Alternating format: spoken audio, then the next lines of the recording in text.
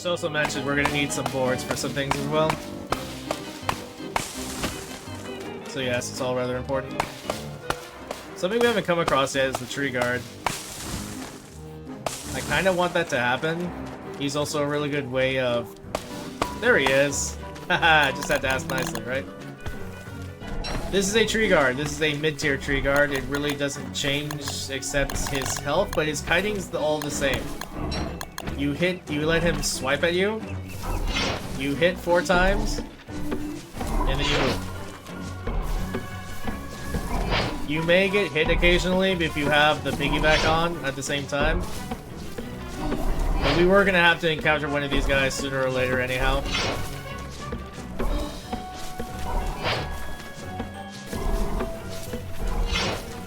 This is a mini-boss, so yeah. He's also a perfect method for learning kiting measures in this game. Now, there's a bit of a hiccup in, it's getting later for me. Like I said, anyhow. So yeah, they always drop 6 living logs, which is incredibly important for using magic stations in this game. Or for building them anyhow. Now you don't actually have to fight them. If you plant enough pine cones in their view, you can actually placate them and they'll still be active in the world. They just won't be aggressive towards you. That also being said, if you can trick any other mob to bring down any other tree, any evergreen specifically, or lumpy evergreen, doesn't matter either one, you can actually get them upset at that mob. So you can actually get them to attack bosses. They are actually very dangerous, funny enough, to the autumn boss, Berger. It's a little something interesting to consider.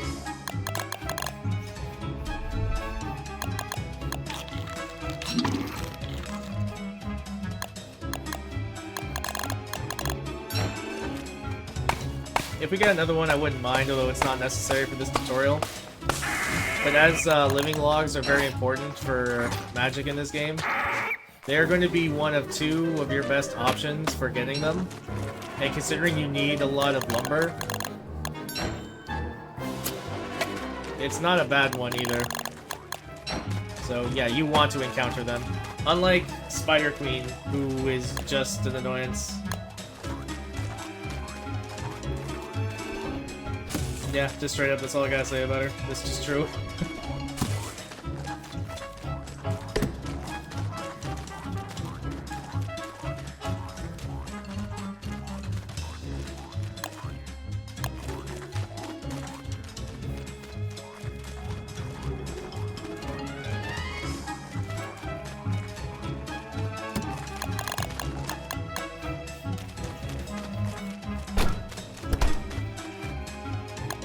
Okay, we have our hound's teeth, and we have plenty of logs. We're gonna put these down here. These count in weapons, and they are the hound trap. The thing is, they cost rope, a good amount of rope. But thankfully, we have a good amount of cut glass. Thanks to our farm here, and thanks for occasionally coming over and, you know, farming tufts of grass. Now, I will say this. Before you make as many hound traps as you can out of your hound's teeth, you are going to need to make at least... Oh, we only have 4 silk? Really? Huh. I'm afraid that's not going to do it. Yep. We need 8 silk. Well, I did say we were going to go up to that one area before. So, okay. Either way. Make sure you reserve 2 hound's teeth for the sewing kit. We are going to make it, just make sure that before you start making your hound traps, you start doing that.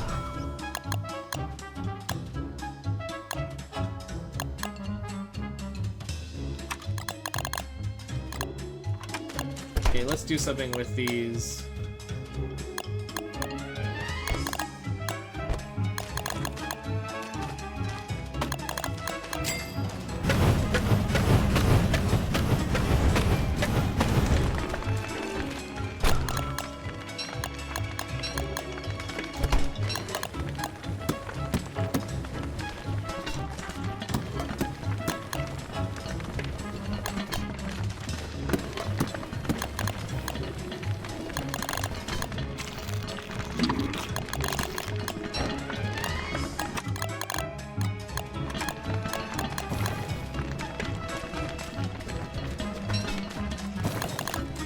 So yeah, time condensing wise, it would actually be best to go ahead and do all of your crafting and cooking while you're stuck at base at night.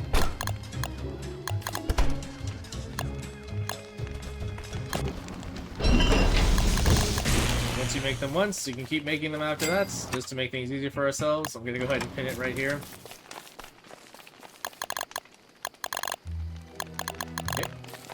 Now the next question is, where do we want it? Now you want it where you can easily access, always go back to, since we have easy access to a lot of our stuff via our base. If we had an emergency, we can always go over here to the Beefalo, but let's try and go ahead and be more proactive and use our hound traps as they were intended to be used.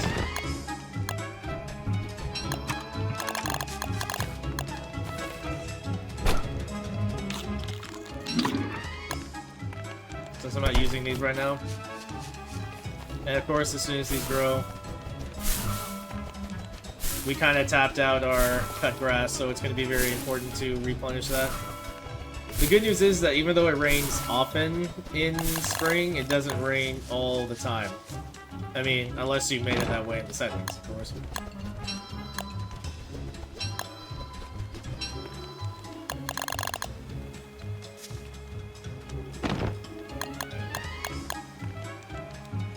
Now, believe it or not, you are going to want to group these. Like I said, they do like 60 damage to each hound, to a hound that they attack. They can be reset.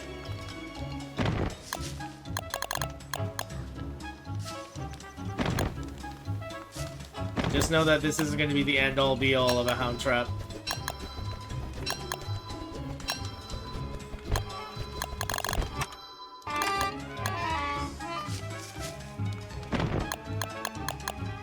Now the good news is the hound traps will not, or the tooth traps will not activate on you, so you can feel free to move about, well, freely. So what you're generally going to do is you're going to put yourself in the middle of these traps.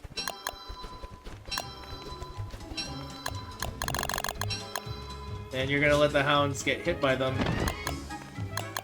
And then you just pick them off one at a time when they're within like 1 or 2 hit range.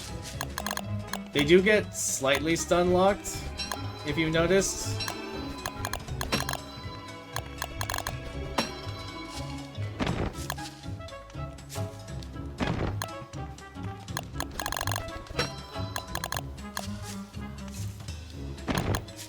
Something I've unfortunately noticed as well is that they aren't the most responsive.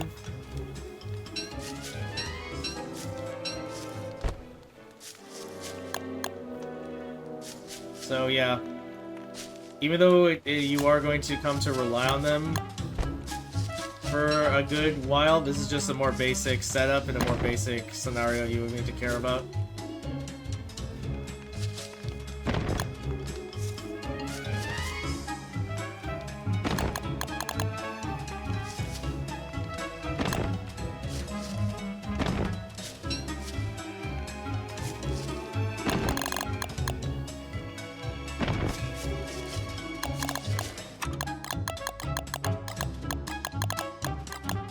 Is that really all of them? Oh, look at that.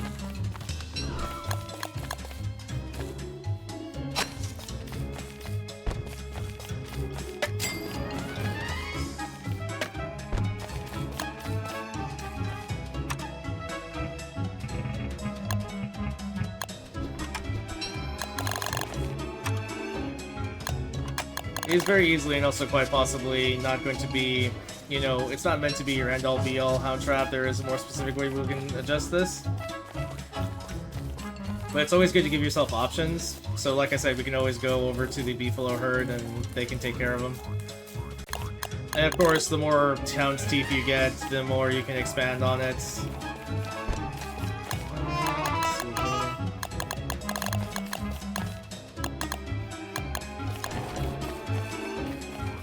This will be a good grouping. Things aren't damp. I'm really surprised the fire isn't spreading. You know what? It's ultimately fine. We only need 2 more, at least.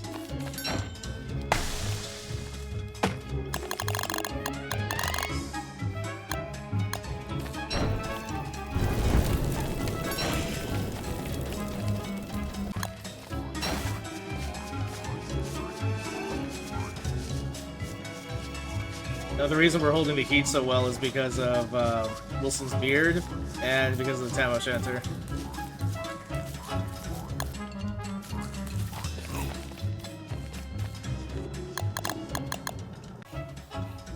Okay, the next thing we're going to want to build that you could have built as early as autumn, but we were quite busy getting ready for winter, is going to be something called a garden digamajig. I always like to call it rigamajig, which is kind of like based off. Yeah, I digress, sorry. We're gonna start a berry farm. Now, in order to start the berry farm, if you've gone default settings and you have gobblers active, you need to go to the structures tab. And you're gonna want to go to wood fences. Oh, I'm gonna make standard ones.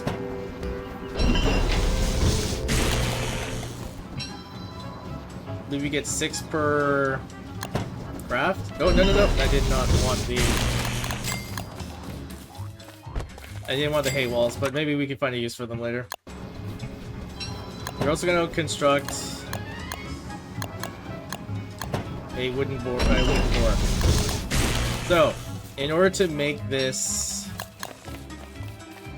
farm most effective,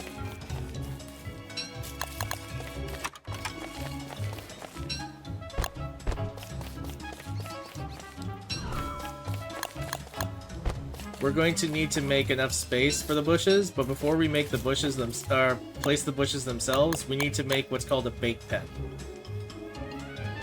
So let's go ahead and put it, say, somewhere like around here. Chester following us can get in the way, so let's put him over here so he doesn't follow along. Okay, so you have to be careful where you place your... Actually, you know what? I guess this could be used for the hay walls.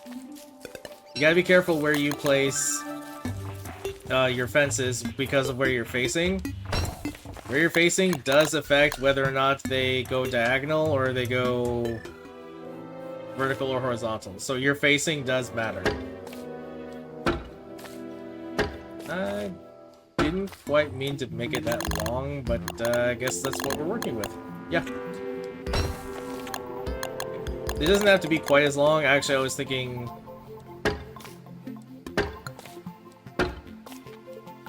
It looks like 4x4 is totally going to be fine.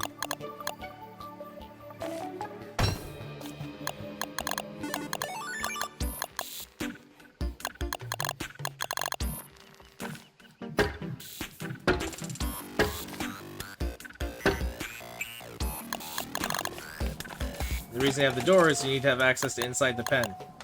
Now the good news is, nothing in the constant, aside from players, can open doors. Now that doesn't mean that some things can't attack doors to get through, but I digress. The point is, no stupid gobbler is going to go after, is going to be opening any doors.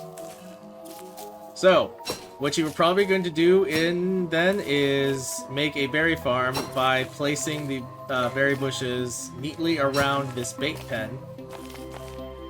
Because as soon as these berry bushes start bearing fruit, they're going to become vulnerable to spawning gobblers and for gobblers taking berries from them.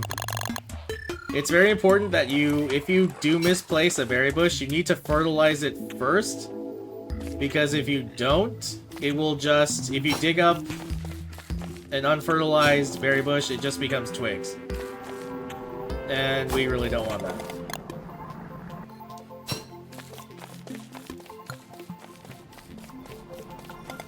The reason you want to give yourself some space is because these gobblers are going to be coming for the center bait right there.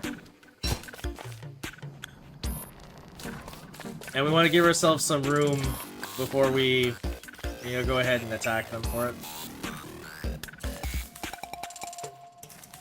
Right, I don't have realistic placement on.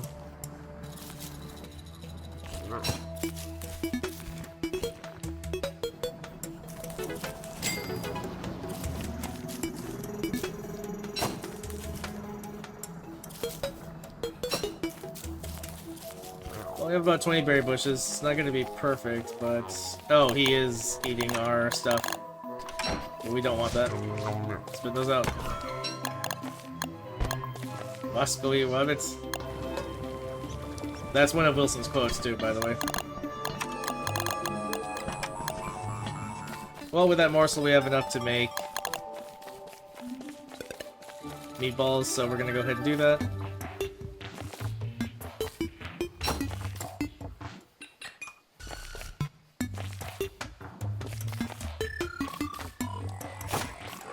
This is a good enough upfront basic design.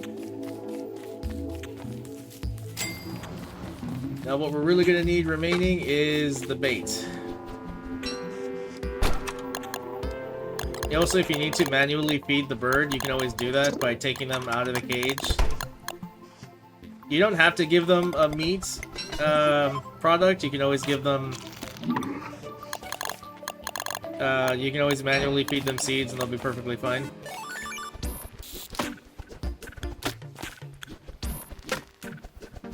Make sure not to neglect your farming, and this is what's going to propagate a positive farming habit.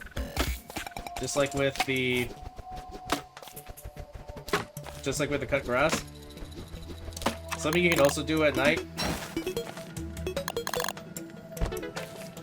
Put down your lantern. If you're on controller, just make sure you're not pressing whatever alternate action is, or you might accidentally turn off your lantern and you'll be stuck in the dark.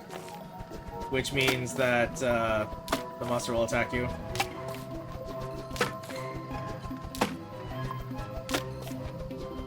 And it obviously won't do. Okay.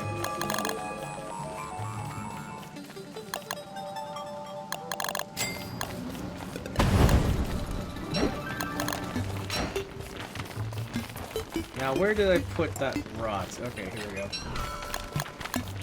We have 20 berry bushes, we have 18 rot. So we're gonna have, 2 of these are gonna have to wait a little bit for some rot to show up. Remember, since things grow 25% faster in spring, this is gonna be the time to focus on your berry farm. And we can still make it over here.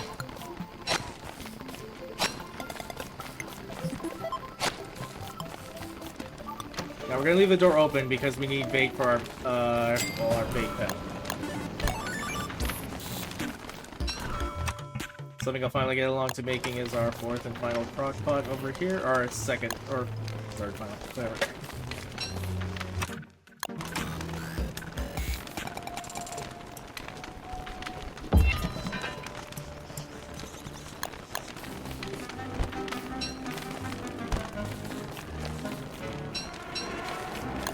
These need to be, we need at least 15 rot for these, so we may have to go pay our sinkhole another visit.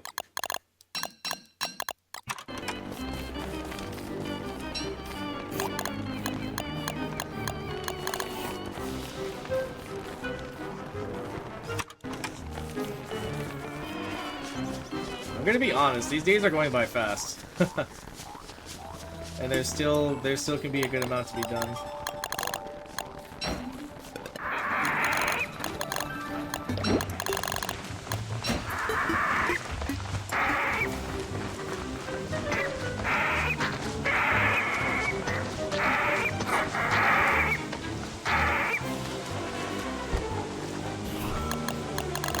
Alternatively, we can be using these guano as fertilizer, as well as when we go check for the around the beefalo quite carefully.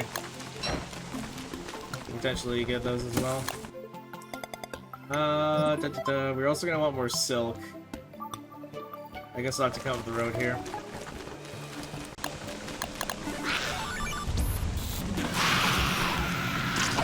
Well, you started it.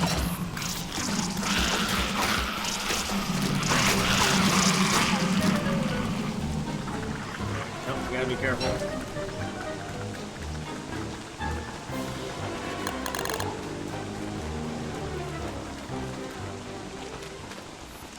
I'm also aware that Chester is back down the sinkhole, don't worry. We're gonna head back down there.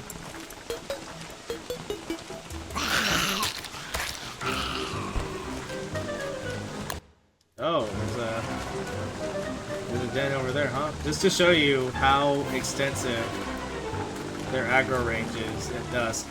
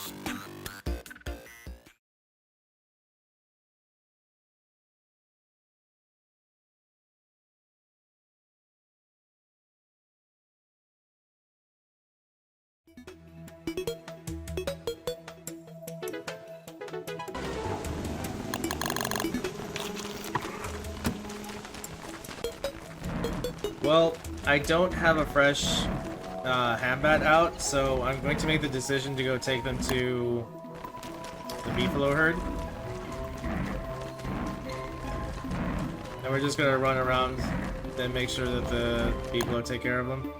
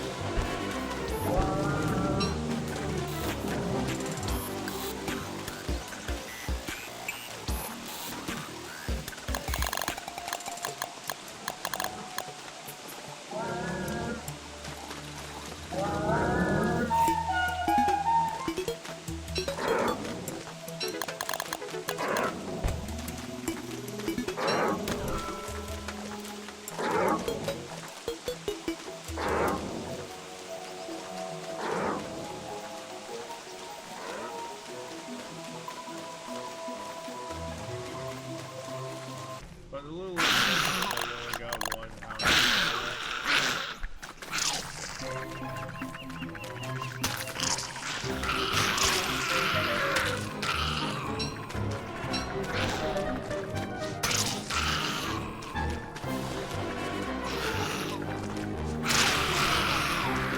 Oh, right.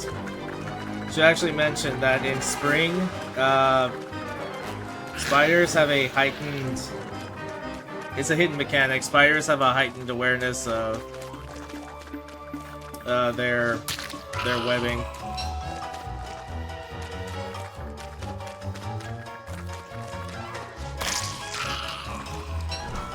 Unfortunately, we haven't been getting hardly any silk from these guys.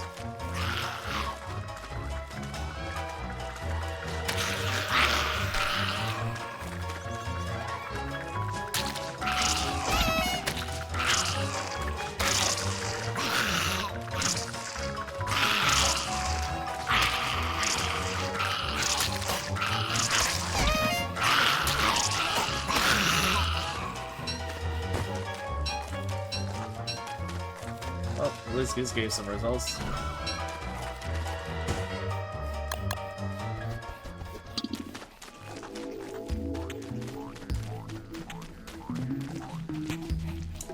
This might actually be a spider, so let's go ahead and take the chance to go after it.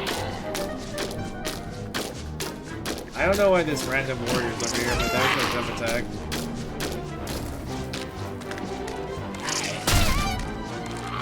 Oh. Okay, we need to be a bit careful because now we're without the helmet. There we go.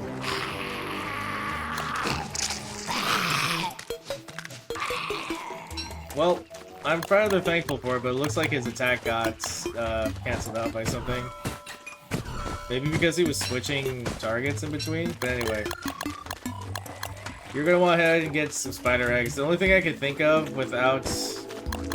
for a silk farm, without having to use the caves, is you're gonna have to... pretty much beat up the spider den a couple of times a day and hope you get lucky. I know this sounds very efficient, that's because it's not, but it is the basics of how you would go about acquiring more silk. So, like I said, this is more for just a basic understanding and for basic survival. That does require renewal of resources, and to be fair, this is indeed renewable. It's just not rather convenient. That also being said, it's a good source of monster meat, which is something that is very substantive. It's really only a loss, in other words, if you wind up with just... you know, just spider glands.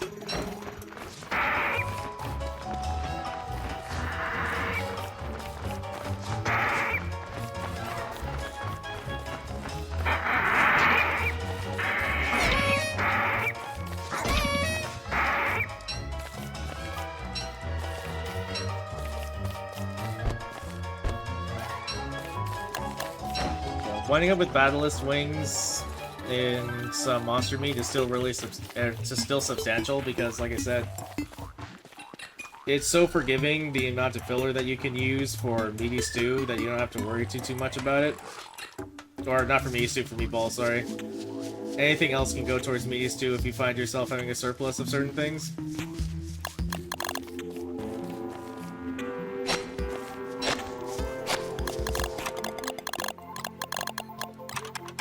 Now, it is going to take a few days, and this isn't the most foolproof of baits, but as you can see,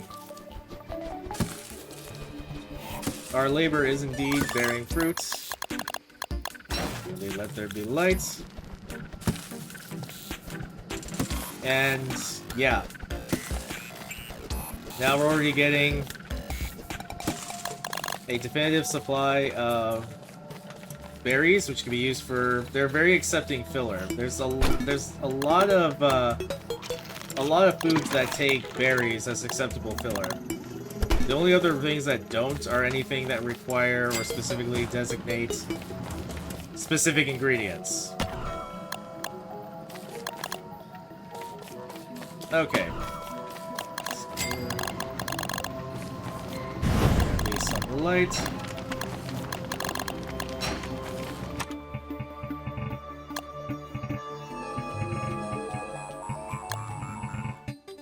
Go ahead and make ourselves a sewing kit. We're still gonna need some more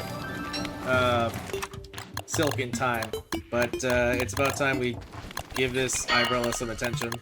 Additionally, you can also repair the Tam O'Shanter, so you don't have to worry about constantly beating up McTusk every winter. Although, if you are gonna go the tooth trap route, then you probably want to make that a habit anyhow. But like I said, the sewing kit is extremely useful, extremely productive, but it doesn't repair any piece of clothing equally. For example, it gives plus 45% to the umbrella, and it only gives plus 20% to the Tam O'Shanter per use.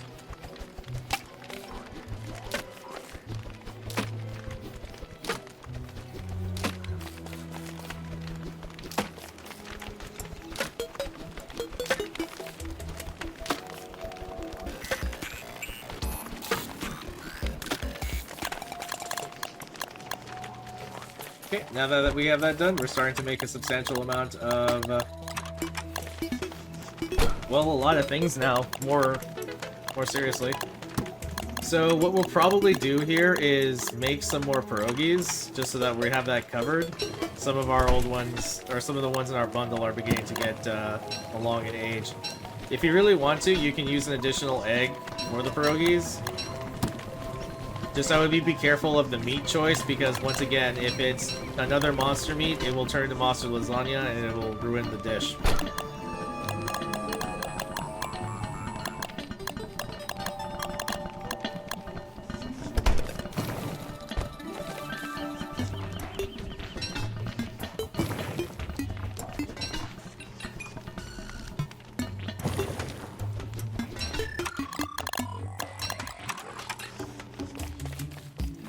Down here, put some of the logs here.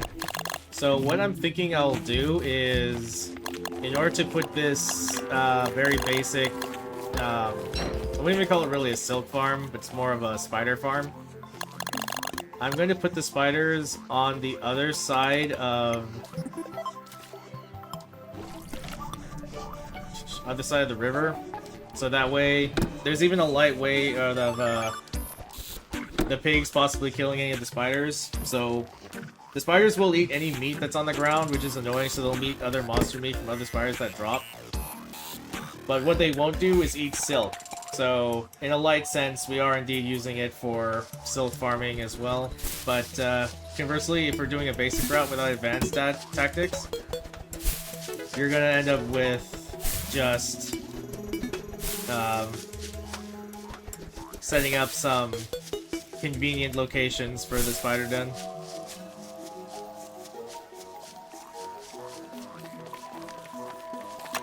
We have 6 days left of spring, and after that comes the last season, believe it or not. But before we do that, there is another basic that I want to cover. You can start it as early as autumn, but don't pressurize yourself into having to make anything before you're ready. And once again, you don't have to go in the exact order I have. It's just something you feel out.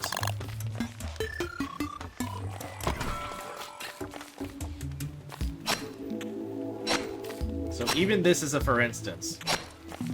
You could indeed go beat by beat as I have. It's viable. Case in point, you know, I'm still alive doing all this.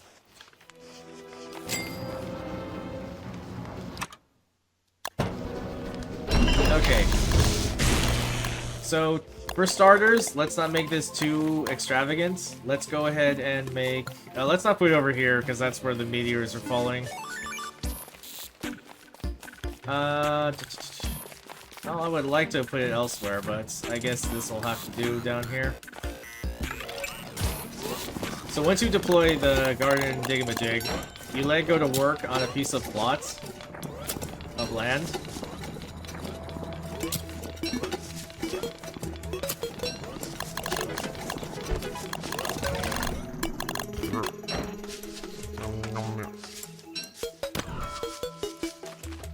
And what you're going to want to do is you have 4 uses of this thing, so I think what's best is to go for a 2x2 layout.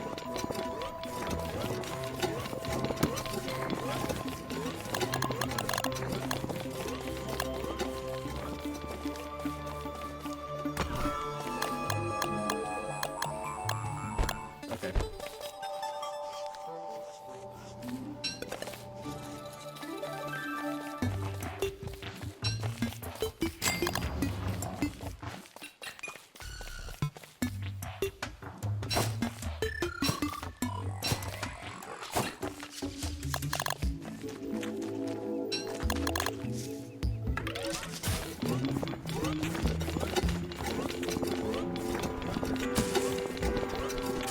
I find it funny how the gobblers aren't coming out when we're ready for them. Just saying. Anyway, the reason we put them on the other side of the river is because spiders will not cross, they won't swim. Hounds will. That's an unfortunate reality that they've given us. So what you want to do is clear these lot of debris, or detritus. If you're lucky, you can get some minerals or twigs out of these. So there's a rock for us. Probably not because of flint, only because I can't seem to find where my other pile is. Got a twig there, and that's better. So, what you're gonna do is, this is where the seeds come in. Now, I'm going to be frank with you guys. I could teach this entire subject in its own video about how farm plots work. But let's work with what we have. Ultimately speaking, you're not gonna have to worry about too much other than you take the seeds that you've been gathering this whole time, and you're going to look for these openings in your initial plot, and you're going to, well, plant them. Now, the TLDR is this. Plants have certain stress levels for each stages of growth, and they have 5 stages of growth. They have the seed that you plant them in. They have stage 1, stage 2, stage 3, and then grow. If their stress levels are anywhere between a certain value, will depend on how much they produce. Now, let's pretend you didn't pay any attention to them at all, and they accumulated the most amount of stress. They are going to yield for you 1 crop, and that's it. In other words, you're going to get 1 item of produce, which in this case is either going to be a fruit or a vegetable. I mean, these are here, so we might as well use them. 1 fruit or vegetable, and that's it. That is really hard to do. You have to go out of your way to not pay attention to them at all. Like, literally. So I'm gonna do probably the easiest thing to do to avoid that in general is talk to them. If you tend to your crop, which is what this is called, it will relieve some stress. If you do that for a crop that ends up being in season, I can't tell because these are generic seeds. You won't get specifically named seeds until you've identified a specific crop by, you know, it literally growing in front of you. The game at that point doesn't play coy anymore, it just tells you what it is. You can even tell which crop goes to which seed. They all have separate names for it.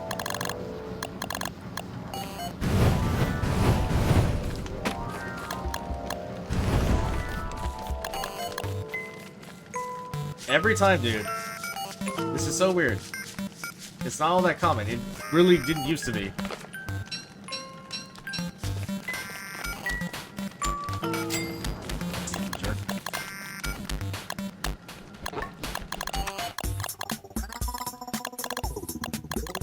So as you can see, we're really quite comfortable with what we have out right now for our food stores. This is how much we have in reserve. We are actually doing really strong right now, survival-wise. And that is actually the ultimate goal. Now, I will mention some other things. This is not all... You don't have to keep using the garden digamajig every time you want to make farm plots. Now, remember what I said about tools? You could indeed make the regular garden hoe, but why when we have gold? I'm going to mention later how gold can be incredibly renewable, because it involves a pig king. So what you can do here, this is what snapping tools is for. This is the quality of life mod that I'm using. It allows for the best, most spacious allotment for these plots. You just get the most for it. This actually goes in patterns. I'm not going to go into it because this isn't about the mods that you can use. Even quality of life ones that can be for its own section. But all I'm going to do is just realize that there is a certain amount of spacing that is available within a plot. It is larger than the 3x3. But let's digress.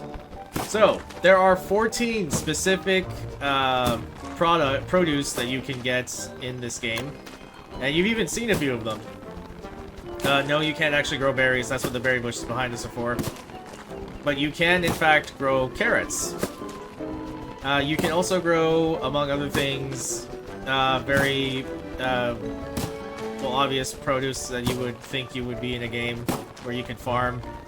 Is pumpkins, you can get watermelon, potatoes, you can get exotic fruits like pomegranate and dragon fruit. It really is very interesting, and honestly, I find it to be one of the more calming aspects of this game. People really love it. Before, farming was awful. Not only was it superfluous, it wasn't worth your time, it was a mess. So, that being said, there's also some things that you could get, because within these generic seeds that we've been planting, you never know where you're going to get, so it's also a little exciting as well, too. There's obviously some products that are going to be better than others. There's a set of 3 products of produce that are really good for autumn that I call the Warley crops because he can make best use of them, which is garlic, pepper, and onions, which are also items I haven't mentioned you can grow here. And then, unfortunately, there are some of them that aren't particularly flashy or even incredibly useful. Pomegranates, watermelon, you can even get durians, and unless you're wort, they're really not important. They can be used for, like, meme recipes, like using it for certain other products. Yeah, I could go on. Anyway, I digress. You don't have to worry too much about what you accumulate, because all of these measures of produce act as one unit of fruit or vegetable. Because of how long I played this game, I can identify them immediately from their stages. Like, this is corn, this is tomato, corn, which are, you have some that are more common than others. This is dragon fruit. That's actually really lucky. Now, you're most likely to get a fruit or a vegetable of that season, well, within that season. Makes sense. I believe these are... This is either... okay, well, I should mention, there's actually 4 weeds you can also get, which is the randomization of these general seeds. 3 of the weeds are just empty problems. One of them is actually especially helpful.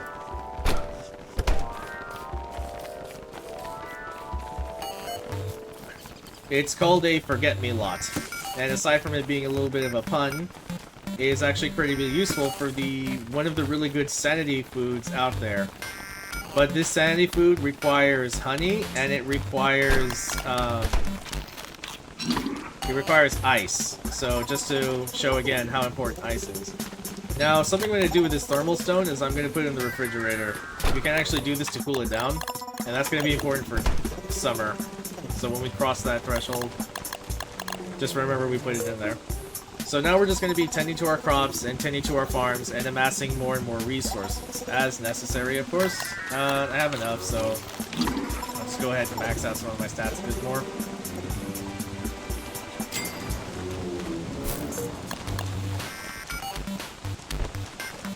Oh, that is something I should probably do. Okay, let's go ahead and start working on our magic station. Now, our alchemy engine is where it's at, only because of things when I was just starting out. You are going to, and feel free to absolutely sometimes, rearrange your stuff. There's nothing to keep you from dismantling something and placing it elsewhere. I like how most of this is laid out for a basic idea, but I don't particularly like where our station is, or where our stations will go. There are still 3 stations that we can make. They are the Prestidigitator, which is used for the magic track. Then there's the alchemy engine of the magic track, which is the shadow manipulator. And then there is also the think tank, which is actually deals with seafaring stuff, and that's going to be very important for another reason. So here, let's go ahead and refine some of our boards and get that going.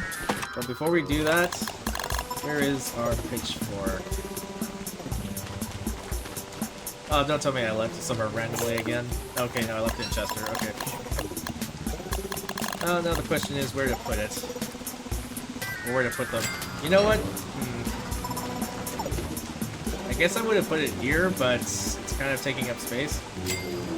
So let's go ahead and reorganize this. And by reorganize, I mean simply move the mess elsewhere.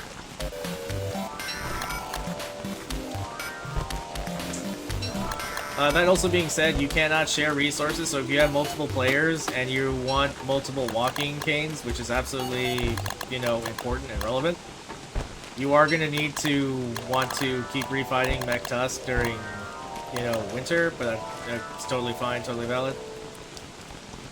We're going to go ahead and put our station zone over here.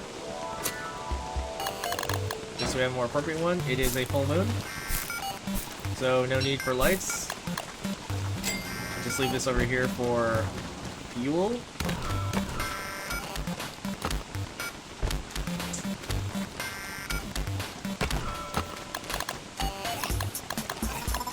We're looking a little low on rocks. Let's go ahead and worry about that a little bit later. Here we go. So let's identify some of these. These are forget-me-lots. They're very easy to pick out. They look like flowers from the beginning. This is more corn. This is an onion. This is very important. These are watermelons, and these might be pomegranates. It might be because of the shade of the full moon. So this is corn. This is watermelon. These are watermelons. These could be pomegranates. And one of these is a weed. Different kind of weed. One of the pointless weeds that we don't want. The only weeds that we do want are the forget-me-lots. Well, anyway, aside from the forget-me-lots, the ones that are identifiable, I mean, they're already getting watered by the rain, so they're already going to be happy about not being thirsty. And if you're wondering why I'm not harvesting the cut grass, because I want them to all be on the same timing, so I'm going to wait for the extra mile for them to all be, you know, accumulate and grow, which means that, yes, I very clearly highlighted that. Thank you.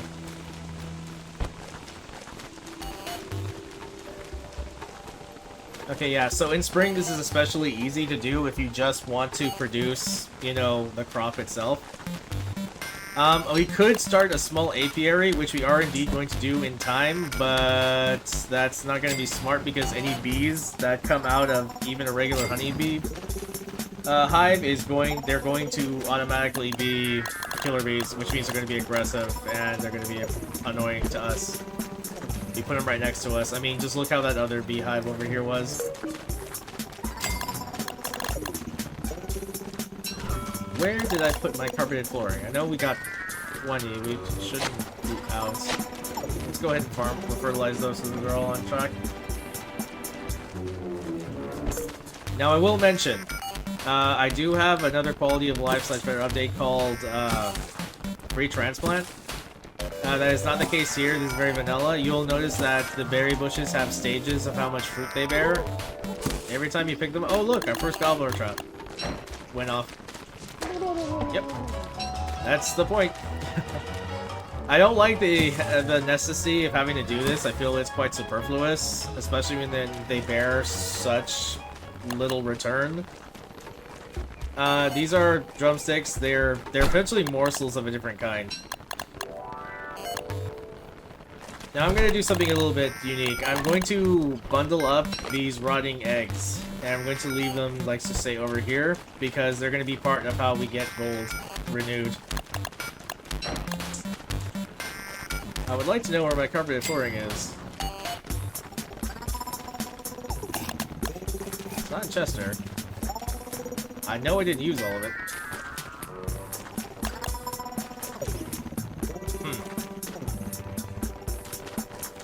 Well, how do you like that?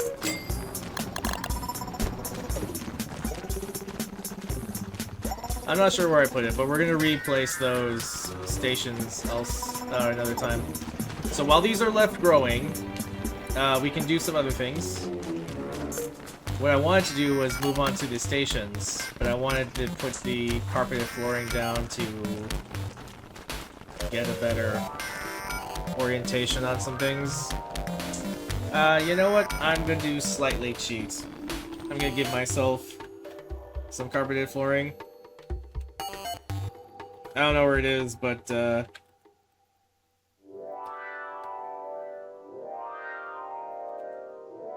let's just not and say we did. I'll be modest and give myself 10. I don't think we need more than that.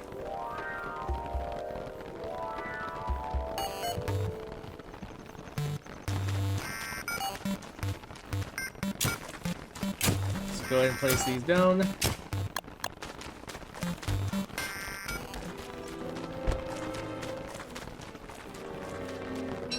go ahead and pick up the mandrake. Got the houndstooth. So by now you'll also notice that keeping things out in front is a smart thing to do. Just gotta be careful of certain mobs possibly eating things, like, you know, mole worms eating minerals or charcoal off the ground. The only thing that would go after the mandrake would be worms. But worms are pretty much regulated to the swamp, so you don't have to worry too much there.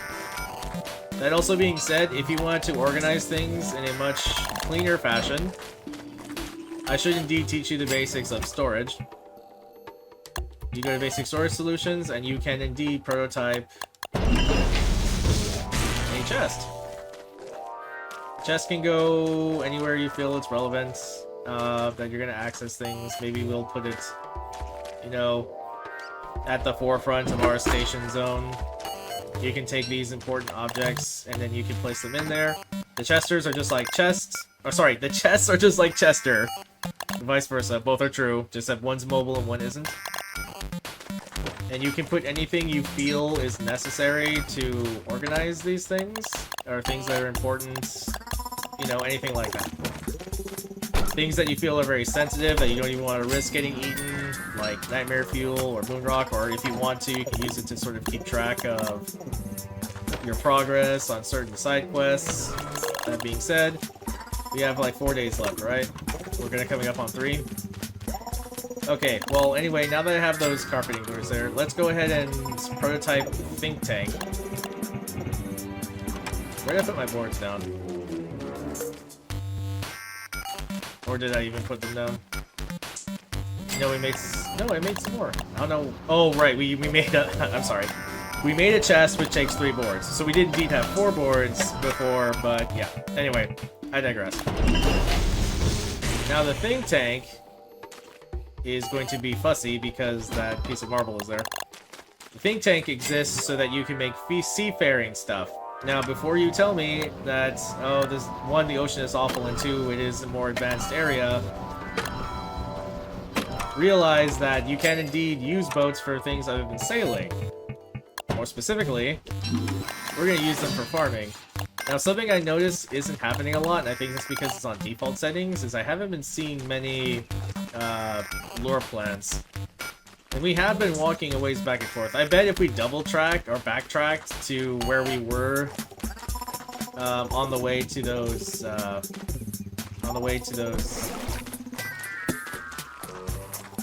spider dens,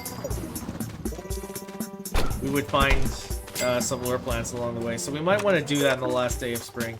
Now, why would we make a boat? Well, you can plant things on the boat, and one of the things you can plant is the fleshy bulb, which turns into a lure plant. But this lure plant won't be able to propagate any of its vines underneath the ground, but it will still produce what is called a leafy meat. It's what I ignored really early on in the run. And that's going to be important because leafy meat is essentially a different kind of meat unit that is a whole meat unit. It counts as meat because Wirt, who is a vegetarian, will not eat them. They are quite literally vegetated meats. Yeah, I don't know. It's a little bit confusing, but that's also kind of Play's point. As Wirt said, I feel confused. And yeah, I definitely feel that too, a little bit. Okay. So a lot of these are reaching stage 2. This Forget-Me-Lot is already reached full maturity. Now, I'm going to teach you a little bit of a trick. This actually lets you get more Forget-Me-Lots.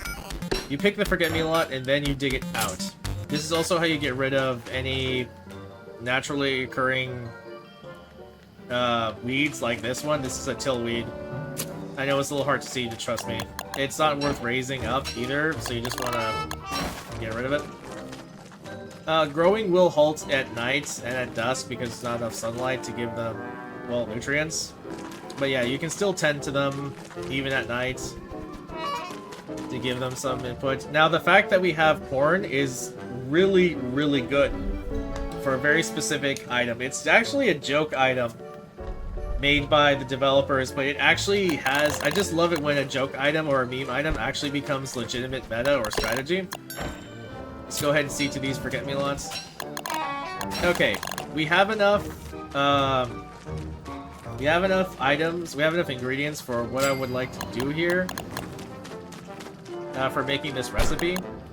We are going to want 1 honey, and we're going to want 2 ice.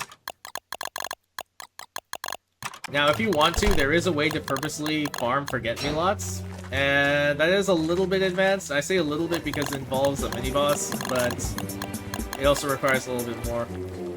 So if you put the forget-me-lot, 1 honey and 2 ice in a crockpot, I know we're getting something like this out of the crockpot. I mean, I'm gonna be honest with you, you can get ice cream out of these crockpots. It's, we're kind of already there. Oh, I should also mention, the reason I was getting these pine cones is that I was going to think about... Again, it's very simple and very basic. It's out of order. It looks so... The walking cane extends your speed, but it also extends the instability of the joystick. And you get this item. This item is very important. This is Soothing Tea. Now, our sanity is okay right now, so I'm gonna actually deliberately not worry about increasing our sanity with the Ammo Chanter.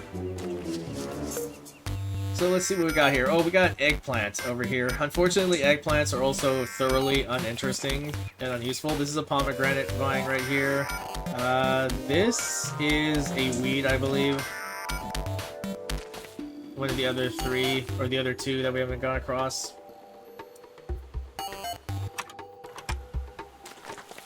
Okay, the twigs are all ready, so let's go ahead and farm. Alright. So I'm gonna need some... I'm not gonna need twigs, I'm also gonna need grass. So we're gonna make the Prestidigitator.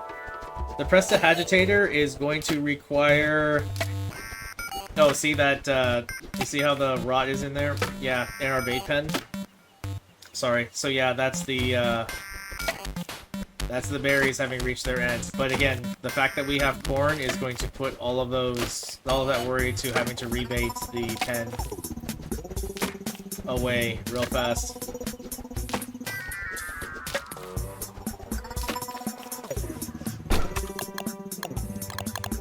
Until we make that dish, let's go ahead and replace it in the meantime. This will show you what it would take to keep doing this. And it'll also show you the superiority of the strategy we're going to use.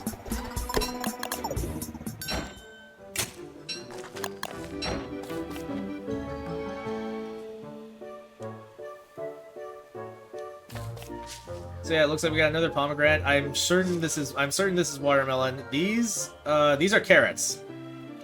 This is another corn. We got a dragon fruit here, which is really nice. These are potatoes. Potatoes are very useful for certain dishes. They're also Wolfgang's favorite food when they're cooked, so that is also true. So anyway, what we're gonna want to make is, again, something that could have been made as early as autumn, but we were focused on other things, and it proved itself true when we made it through winter without hardly any issues.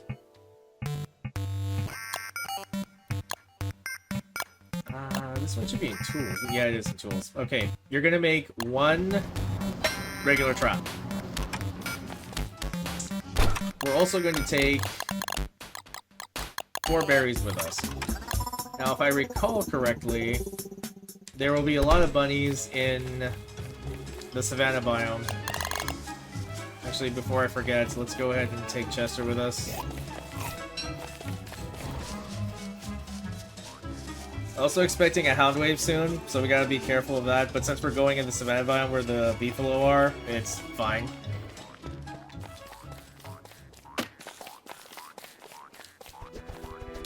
Oh, let's go put these back real quick. I forgot, I gotta pick some forget-me-lots, no pun intended.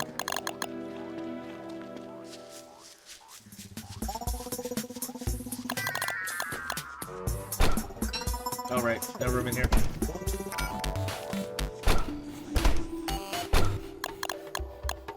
I'm tempted to bring the Soothing Tea with us, but we could probably use it when we get back.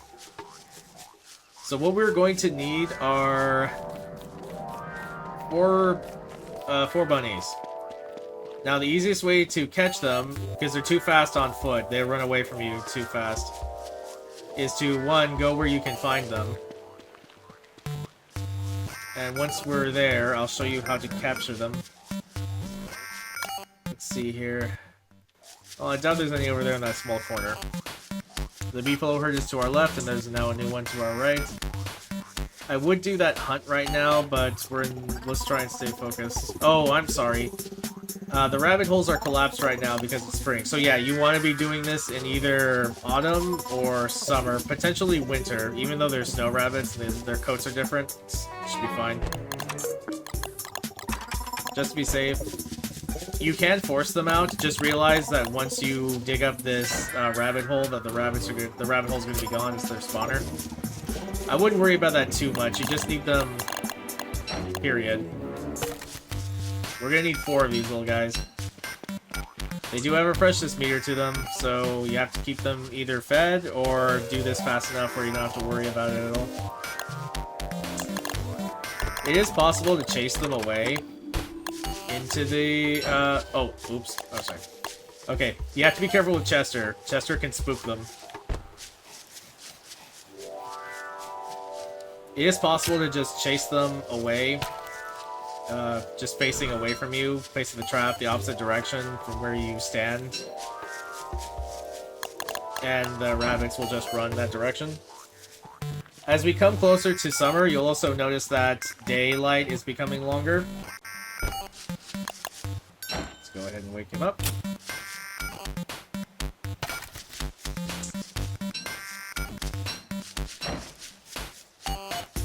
This is the easiest, simplest, most direct way to get the 4 rabbits you need.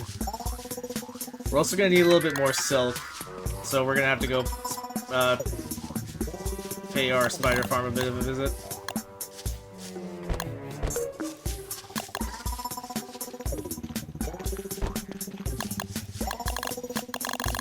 Good news is this will still work even at night.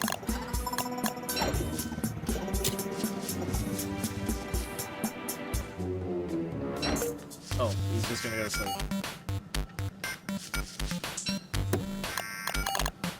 Question. Can I trap him like this? Yeah, you can. Okay. Well, that was a little obtuse, but we got him.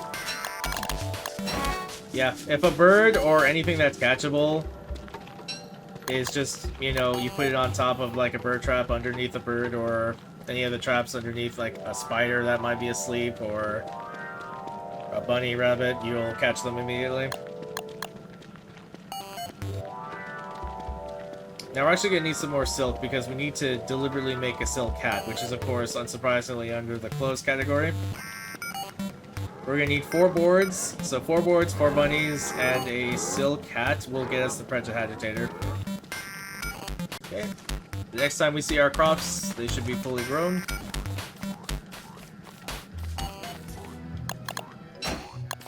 Now, while the light is out, I actually want to go ahead and... Well, actually, let's make some food, because we're in... Rather than go to the trouble of unbundling our wraps, let's just go ahead and make some meatballs. We're gonna go across the way over here to our spider farm, and we're gonna fight some spiders for some silk. We only need like 2 more, I believe. Or actually, we don't need any at all, which is better because it's faster. We have the exact amount of silk on hand. Okay, so what you do is, in order to prototype it, you go over to clothing, silk hat. If you're lucky, another common boon that you get from failed survivors is a silk hat boon. It won't be at 100%, but remember, much like anything with spoilage that's an ingredient, you don't need it to be maxed out for that.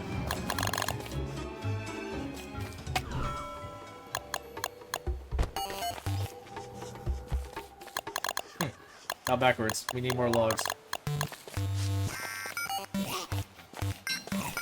Well, good news is we didn't need the silk. Bad news is we need more wood.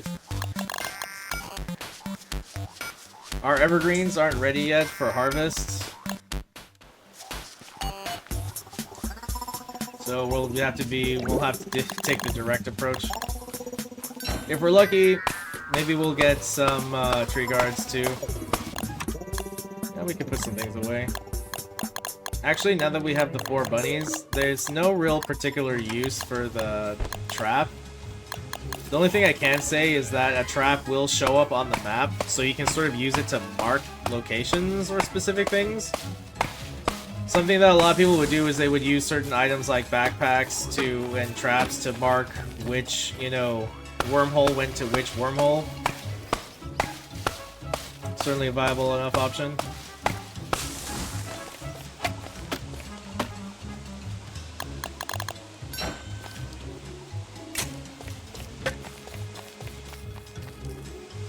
I feel rumbly in my controller. It means there's a moose goose nearby.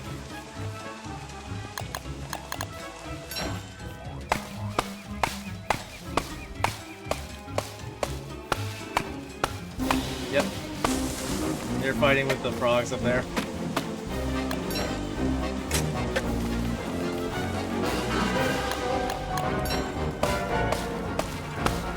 It's a little silly to have this epic music going on while they're doing that.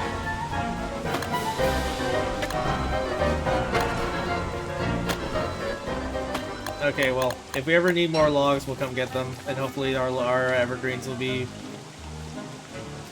ready next to our base.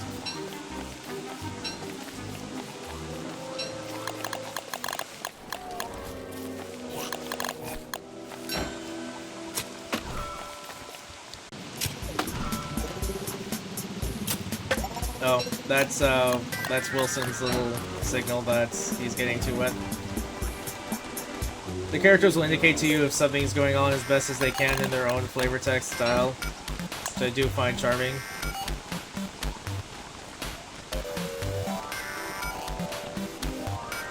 Anytime I've seen these moon rocks, it's going to be very good. Actually, there's been enough time passing that hopefully some meteors have dropped some more moon rocks and some more moon boulders, hopefully.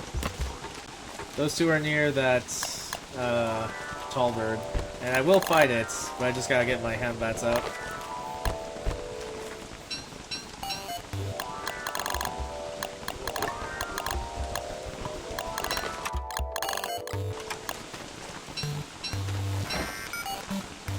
Alright, you, come on. Have at thee.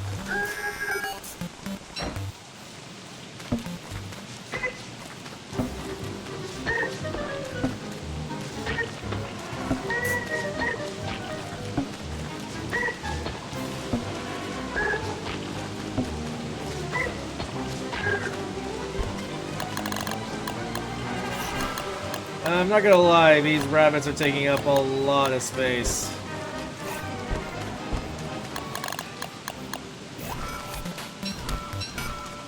It's not a simple matter of, you can deposit them inside like Chester for instance, but then you would have to take them out of them eventually. It's not a super big deal, but it's just something you have to consider.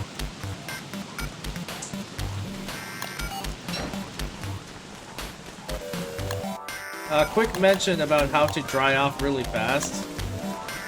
As long as you're under something that negates wetness, you can do something like go near, you know, as long as something's producing heat, fire. See how the wetness meter is dropping really fast? Yeah. Okay, so it's coming up on our last day of spring, and with winter around the corner, there's something we need to prepare for. And that's going to be heat increase.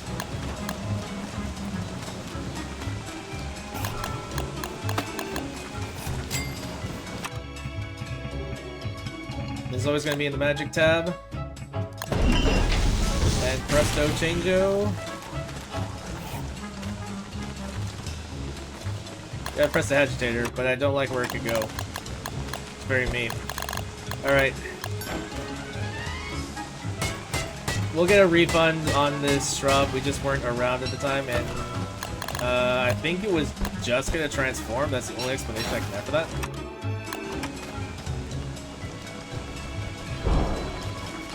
And we have our first magic item, or magic station. It's effectively the science machine for magic tab. So just keep that in mind. And look at this, all of our crops growing up and mature. Well, this do be important, so let's go ahead and harvest. I actually did not want to pick up it. Oh, never mind, he showed up. This is Lord of the Fruit Fries. He will show up if you have 15 or more successful 15 or more successful crops grow at one time. His kiting method is 2 hits and move away. He is a mini boss, but he drops something very important on his first death. And that is another Chester-like eye bone. It is the friendly fruit fly fruit. And it gets this little cute little guy over here. This little friendly fruit fly will tend to our crops for us, so we actually don't have to talk to them all the time. How very generous. Oh, we got a durian fruit. Okay. I'm just gonna pick the most important crops right now. I'll pick up the rest in summer. Okay, so we actually, you know what, for our first grouping, we got a lot of really nice crops. We got corn, we got potatoes, we got tomatoes, sorry, not corn. Did I mention corn? Sorry, I meant dragon fruit. Guys, I think it is too late. I've done this all in one sitting right now, and I'm thinking I need to think about my health right now. Whoops. But I digress. You can even put seeds in. You can't put seeds in crock pots, but you can put seeds in ice chests, which of course will keep them up for a good amount of time. He drops a leafy meat, which is essentially what we're looking for out of the likes of this lure plant up here. Like I said, if you do a lot of traveling and if you purposely turn up the lure plants, you will get a very healthy amount of lure plants spawning around your world. That's why I intentionally have them set on, like, tons. Where I do it? I'm just gonna turn some of these into eggs. I think that's more prudent. Please pick up the eggs. Okay, may have put these a little bit too close. Okay. Unfortunately, I couldn't show you the exact power of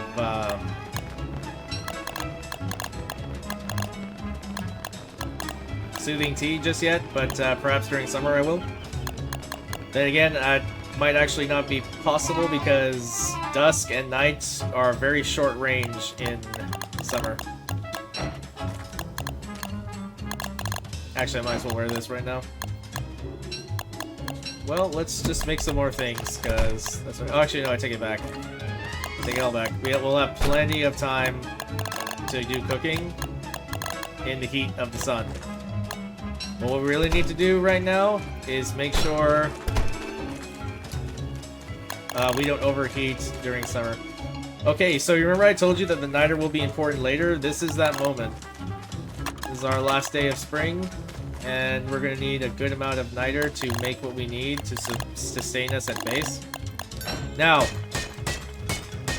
fully understanding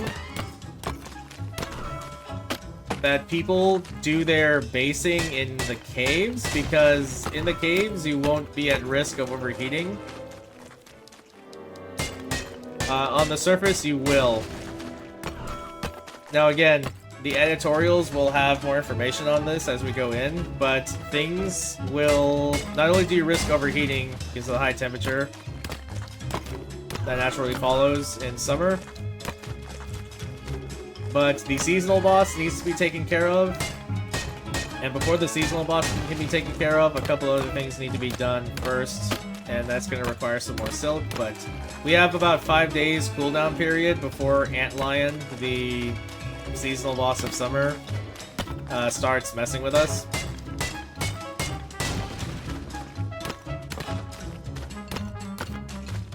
So it's not going to be too much of a worry.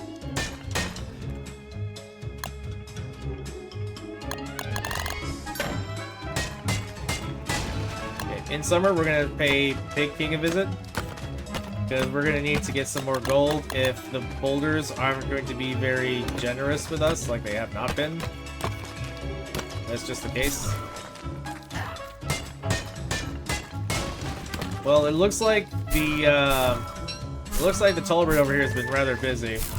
Quite mean of it, but it has. And it wants to pick a fight with us. I mean, that's its mistake. Sure, I could use some more big meat.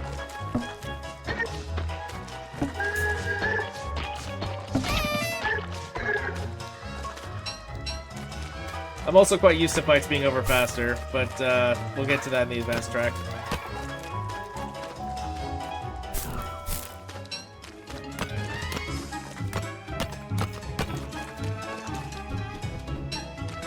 Okay, that really should be enough niter for our purposes.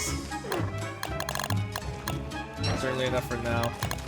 Alright, let's give it one more go. Boulders will yield one niter guaranteed, but there's also a chance they can drop you a second one. It's rather funny how the boulders have been more generous with dropping more niter than they have been dropping gold.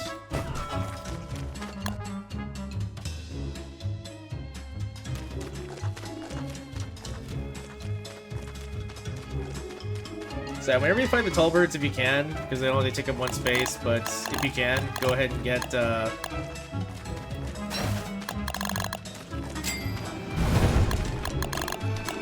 tall bird egg.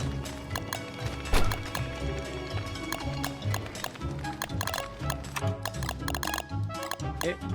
Well, it's time to make some meatballs, but like I said, we need something to take care of the extreme heat of summer. So here's what we have to do. We have to make this. No, not the endothermic fire. The endothermic fire pit. The one that's going to last the longest. We need 2 niter, we need 2 more electronic doodads, and we need 4 cut stone. So in other words, we need 6 cut stone because it takes 2 cut stone to make electronic doodads. And I just realized we need gold, which we don't have yet. So tell you what. Remember those eggs I bundled? And the ones I have here, actually, now that I think about it. The good news is that Pig King will be so generous to us as to give us 1 gold nugget per egg. But here's something else I'll point out. This whole time we've had our beard. It's time to get rid of that. Trust me. All of this beard hair all this insulation will make things really bad for us in summer. Okay. Let's go ahead and feed the bird. Put him back in, feed the bird.